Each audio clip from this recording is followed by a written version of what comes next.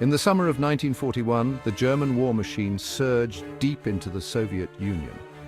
Operation Barbarossa, the largest invasion in history, seemed unstoppable.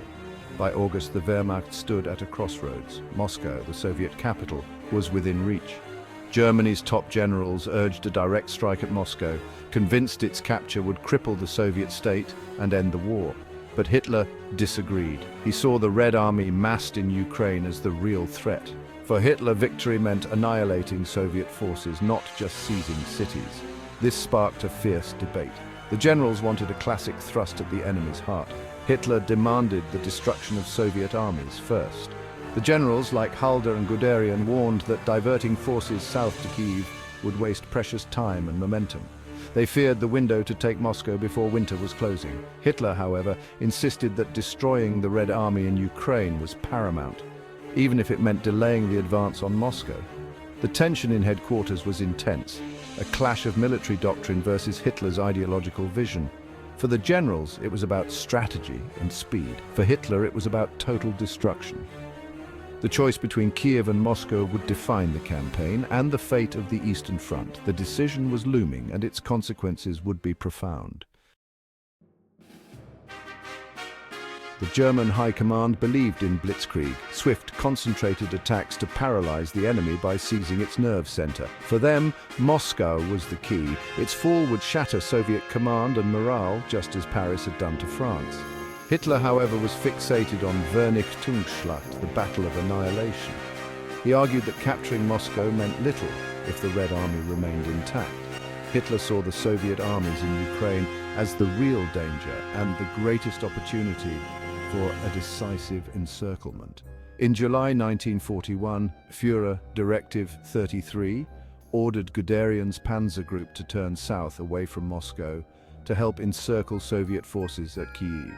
Guderian protested, insisting his tanks were essential for a direct assault on Moscow. He warned that delay would allow the Soviets to regroup and fortify their capital. Hitler dismissed these concerns, convinced that destroying Soviet manpower in Ukraine would secure the German advance and vital resources. The generals saw this as a strategic blunder. Hitler saw it as the path to victory. He overruled his staff, trusting his own intuition over military tradition. The panzers turned south, setting the stage for one of the war's largest encirclements. The debate was settled, not by consensus, but by Hitler's will.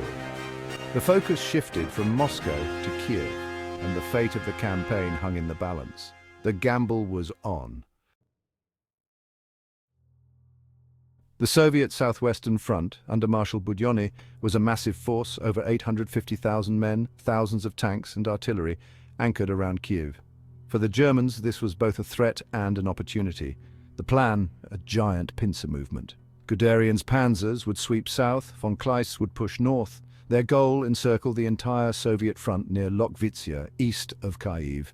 If successful, the Germans would trap and destroy one of the Red Army's strongest formations. Stalin, refusing to retreat, ordered Kiev held at all costs, playing into German hands. The Soviets dug in, unaware the German trap was closing. The stage was set for a colossal encirclement. The fate of hundreds of thousands would soon be sealed. In September 1941, the German pincers snapped shut east of Kiev. 4 Soviet armies were trapped. The encirclement was the largest in history. The battle became a massacre. Soviet troops, cut off and outgunned, were systematically destroyed. Over 665,000 prisoners were taken. The Southwestern Front was annihilated. For Hitler, it was vindication, proof that annihilation, not a dash for Moscow, was the right call. The southern flank was secure and the path through Ukraine lay open. But the victory came at a steep cost. The diversion south delayed the advance on Moscow by nearly a month. As the Germans regrouped, autumn rains began, the infamous Rasputitsa. Roads turned to mud and the summer window for a rapid advance closed. Operation Typhoon, the final push for Moscow, would not begin until October. The Wehrmacht had won a massive battle, but lost the precious summer campaigning season. The cost of victory would soon become clear. Logistics shaped every decision on the Eastern Front. The vast distances and poor Soviet infrastructure made supplying the German advance a nightmare. Railways had to be converted, Roads were little more than dirt tracks and supplies lagged far behind the front. The central route to Moscow was especially strained. A direct assault risked outrunning supply lines.